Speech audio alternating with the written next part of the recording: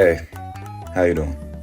It's been quite some time since I made the last hot take video, and I said I'd do a follow-up back then that ended up never happening.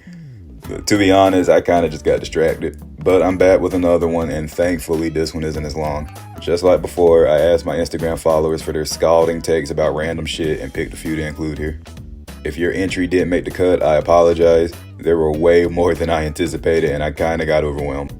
But if I decide to make a third installment of this series, then there's a good chance I'll recycle a take that doesn't appear here. And with all that yap aside, let's get into it. And remember that Corvo must die.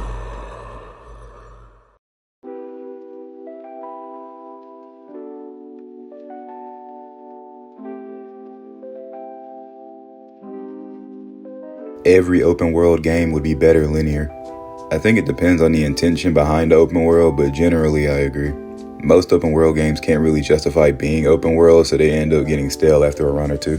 Some people will argue that the scale and vistas are the point, but that's not exclusive to open world games, so I don't really understand how that's meant to be a point in their favor. My tolerance for these things in games is diminishing rapidly, and most of them really are just wastes of time when you look behind the curtain. Like, there's an audience for it, sure, but that doesn't mean it's good design. All that being said, though, I do think they can still be fun, and if that's something you're into, then there's nothing wrong with it.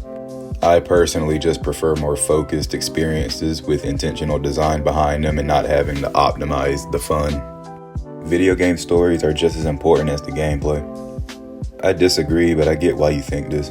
Stories in games almost never matter unless that is the purpose of the game, at which point you'd be better off just reading a book or watching a movie. Some of the greatest games I've ever played have lackluster narratives or just straight up don't have one at all. So I don't think it's something a game requires. Some game stories are really good and can definitely add to the experience, but it's not what makes the medium shine. Some of the best narrative-driven games have gameplay that is just okay at best, and that is no coincidence. The 8 episodes per season format is ruining television.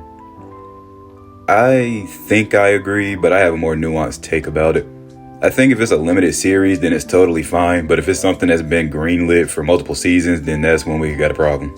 The episodes are most likely long if this is the case, and it's on the writers and directors to make sure they don't waste time with needless subplots and focus on the story so it doesn't feel like anything is being left unanswered or rushed.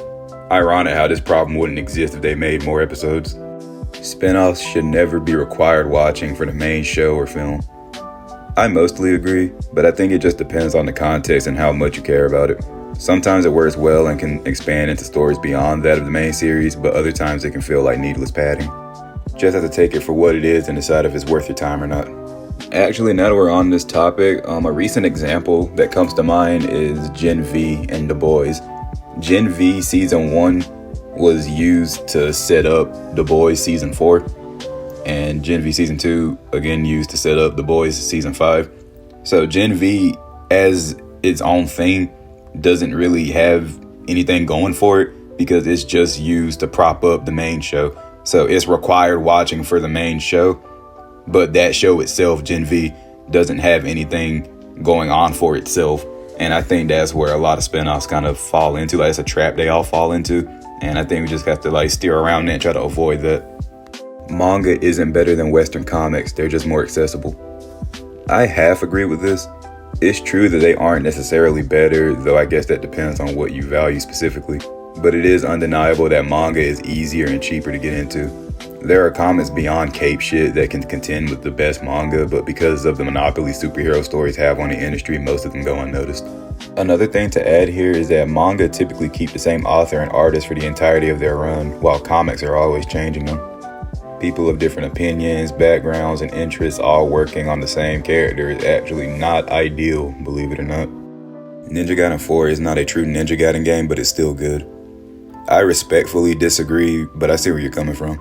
Ninja Gaiden 4 takes the foundation of the original trilogy and builds upon it with a lot of platinumisms, which make it feel familiar yet noticeably different. But my argument is that every Ninja Gaiden game is vastly different from the last. Ninja Gaiden 1 had puzzles and exploration with a lot of downtime between fights. Ninja Gaiden 2 completely did away with all of that and focused on the combat almost exclusively. And Ninja Gaiden 3, well, I feel like that one is self-explanatory. What are you talking about? But I can acknowledge that despite those pretty substantial differences, the original trilogy still kept the core of the combat intact, only improving as it went along. This is why 3 is the best when it comes to combat despite its black sheep status within the franchise. So while I get what you mean about 4 not being a true entry, I still think it's similar enough to be part of the conversation. Also, side note, I understand the frustration with getting a new entry to your favorite series only for it to not be as good as it could have been. But Ninja Gaiden 4 was never going to be on the level of Ninja Gaiden Blade or Ninja Gaiden 2 because those games are only as good as they are because of Itagaki. And any hope of something similar left alongside him when he departed from Team Ninja. And that was over a decade ago. And now that he is unfortunately no longer with us, the chances of a Ninja Gaiden 2 reskin have gone from non-zero to 0. But still, Ninja Gaiden 4 is good when you take it for what it is, and there's an argument to be made that a series is better off staying dead than being revived into something unrecognizable. But I don't think that applies here. 4 keeps a lot of things intact and serves its purpose well. It's just a matter of preference, and it really isn't that serious. Discussion around Shonen sucks because all anyone cares about is the hype and aura. I agree, it's always been an issue, but it's only gotten worse circa 2020. These stories have so many unique themes and concepts that go unappreciated because the wrong things are being gassed up. Hype and aura have a time and place, but they should never be the only reason to engage with something.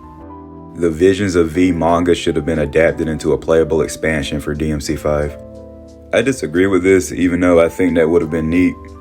Most of the events in Visions of V really just serve to tie up loose ends and clear up confusion about V's origin. The flow of that particular story works better in the medium they chose, since it's really just lore dumps and exposition. Could have been something, but are we really itching for more V gameplay? The Walking Dead has one of the best pilot episodes of all time. Yeah, I agree. It does a good job at establishing the tone the series would adopt for a good while, and the reference to 28 Days Later is a nice touch. That particular style of world building puts the viewer in the same position as the characters and generates similar reactions. Looking at season 1 of The Walking Dead all the way to season 11 puts a lot into perspective, regardless of the quality. Video games are not art. What the fuck are you talking about? Okay, wow, this is just blatantly untrue, and I don't even think you really believe this, but fuck it, let's get into it. This discussion is honestly tired because no one who believes games are art would ever think otherwise, and people who think they aren't have probably never played one or have only seen the live service slop they peddle to the masses with nothing but profit in mind. And even those games are still art whether you want to admit it or not. But I think the confusion with this debate stems not from the visuals or narratives, but from the fact that the most artistic thing about any video game are the intentional design choices relating to gameplay. The way the game forces you to engage with its systems and the curated reactions it can get out of you due to that is what makes them art. Games can handcraft reactions and spectacles in ways no other medium can, and the sooner people recognize that, the sooner we can leave this topic behind. This is also why I think the Game Awards need to stop trying to be the Oscars but for games and focus on acknowledging the things that are unique to the medium itself. And I know some of you may be thinking that what I claim makes a game art can be applied to any artistic medium, but the difference is that video games require an extra level of effort and attention that the other outlets can't grasp. Regardless of how into it you are, to some extent you have to give a piece of yourself to a game and learn what it wants you to do and how you can go about achieving it. You spend way more time with a game than you do with any book or film, and depending on the complexity, you will end up dedicating things to the craft that aren't required elsewhere. This same phenomenon is also the reason behind why I believe games shouldn't have different difficulties to choose from. They should be designed with a specific goal and process in mind, and to be able to adjust how much friction you encounter is honestly kinda anti-art if you really want to get down. Optimizing the fuck out of a game and doing everything you can to make it less abrasive is fine if that's how you want to party, but you have to admit you are robbing yourself of the true experience. And I know that sounds elitist as fuck, but trust me, that's just the reality of the situation. But all that to say, games most definitely are art, just not for the reasons most people think. There's levels to this shit, and everything is a lot more nuanced than you might think. My advice is to just play what appeals to you while staying open-minded. Listen, I know this is a hot take video, and I'm thankful for the entry, that's content for me, but respectfully, don't ever come on my shit talking crazy like that again, nigga. Fuck's wrong with you? Alright, that's enough. I have a few more entries I could get into, but I don't want this video to be as long as the last one, so I'm gonna end it here. I hope whoever is listening to me yap got something out of it, and like I said in the intro, if I missed your take, it might appear in a potential third video, but I am making no promises. Hopefully it won't be another half year before I upload a video like this again, but knowing me, this could very well be the last, so please don't wait up for it. If you like this video, be sure to and tell me how wrong I am.